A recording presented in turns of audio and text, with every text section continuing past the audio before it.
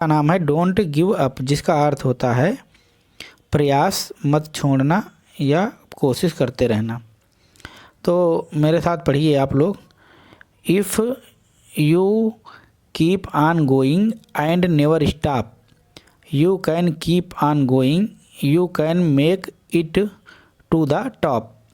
Life is full mountains, some are big and some are small, but if you do not give up you can overcome them all.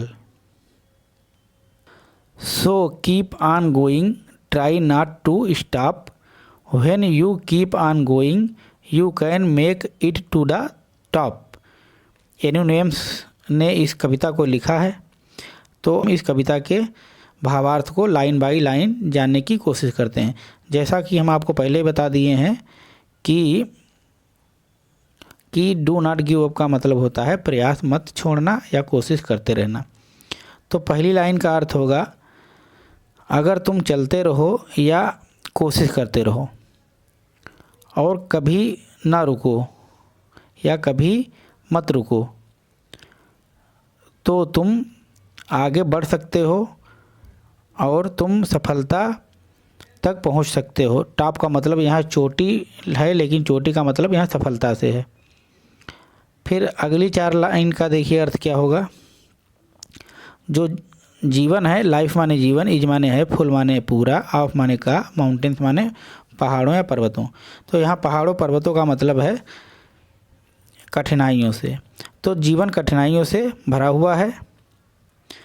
सम माने कुछ, are माने है, big माने बड़ी, and माने और, सम माने छोटी, आर माने स्मॉल।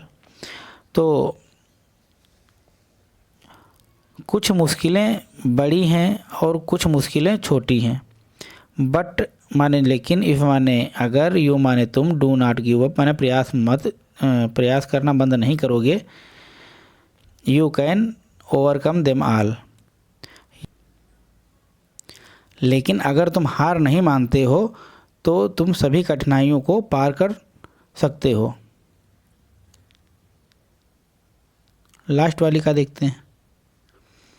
सो माने इसलिए, कीप ऑन गोइंग माने जारी रखो चलना, ट्राई प्रयास, नॉट टू स्टॉप माने रुकना, इसलिए चलते रहो, प्रयास करते रहो, रुकने की कोशिश भी मत करो। और इस लाइन का होगा अर्थ जब तुम लगातार कोशिश करते रहोगे तो तुम एक दिन सफलता तक पहुंच ही जाओगे। ये पूरा इसका भावार्थ हो गया। यदि इसको हम पूरे को कहानी या सारांश जैसा समझना चाहें तो एक लाइन पूरे का तो एक साथ, तो इसकी यह कविता हमें सिखाती है कि जीवन में कभी हार नहीं माननी चाहिए।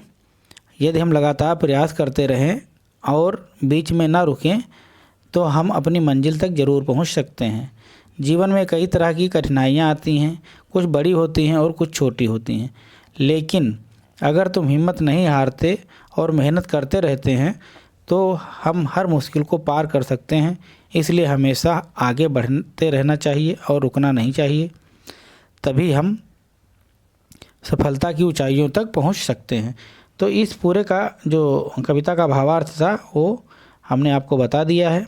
अब इसके अभ्यास प्रश्न को या न्यू वर्ड अभ्यास प्रश्न को करते हैं। जो पहला है न्यू वर्ड्स। तो इसमें देखो वर्ड है, प्रोनाउंसिएशन है और मीनिंग है, मतलब शब्द, उच्चारण और अर्थ है। तो कीप ऑन माने होता है जारी रखना। नेवर माने होता है कभी नहीं। फुल ऑफ माउंटेन्स माने होता है कठिनाइयों से पूर्ण। गिव अप माने होता है प्रयास छोड़ना। ओवरकम माने होता है सफल होना या काबू पाना। मेक इट माने होता है पूरा करना। तो ये शब्दार्थ आपको याद करने पड़ेंगे। है कंप्रहेंशन क्वेश्चन। अब आपको इन क्वेश्चन के आंसर देने हैं। तो पहला लिखा आंसर द फॉलोइंग क्वेश्चन, नीचे दिए गए प्रश्नों के उत्तर दीजिए। पहला क्वेश्चन है ए वाला, where are the children going. तो इसकी हिंदी होगी बच्चे कहाँ जा रहे हैं। तो उत्तर में आपको लिखना होगा the children are going to the top of mountains. तो इसकी हिंदी हो जाएगी बच्चे पहाड़ की चोटी पर जा रहे हैं। तो प्रश्न नंबर बी देखते हैं। देखो प्रश्न नंबर बी है, what does the word mountains mean in the poem. इसकी हिंदी होगी कि कविता में माउंटेन्स का मतलब क्या बताया गया है। तो हम लोग लिखेंगे, जो माउंटेन्स शब्द है इसका मीनिंग जो पोइम है उसमें दिया है डिफ़िकल्टीज का। डिफ़िकल्टीज मतलब कठिनाइयों से भरा हुआ। फिर क्वेश्चन नंबर सी है, कंप्लीट द लाइन्स। लाइन को पूरा करिए। तो पहला है, some are big and some are small, यहाँ पर भरना है। दूसरा है, यू कैन मेक इट फिर टू द टॉप, ये आपको भरना है यहाँ पर।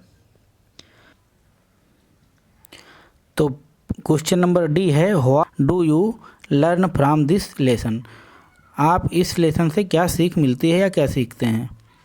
तो हमको लिखना है, we learn that we should never give up and keep trying to achieve success.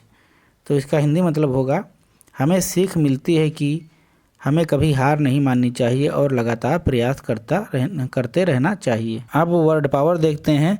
When we turn on a tap we turn it off to learn the words from these action and their opposites. इनके opposite विलोम शब्द आपको लिखने हैं। तो जैसे पहला है, देखो टर्न ऑन का होगा टर्न ऑफ, स्विच ऑन का होगा स्विच ऑफ, पुट ऑन का होगा टेक ऑफ और पुट इन का टेक आउट। ये तो सबके सामने सामने दिए गए हैं। अब एक्टिविटी आ गई। अब activity, write the following slogans on a chart paper and hang it in your classroom. आपको क्या करना है, इनको एक चार्ट पेपर पर बनाना है और बनाने के बाद इनको अपने डिजाइनदार अच्छे से कलर करना है, फिर अपने एक क्लासरूम में इनको टांगना या चिपका देना है। तो जैसे लिखा है, try and try again you will succeed at last.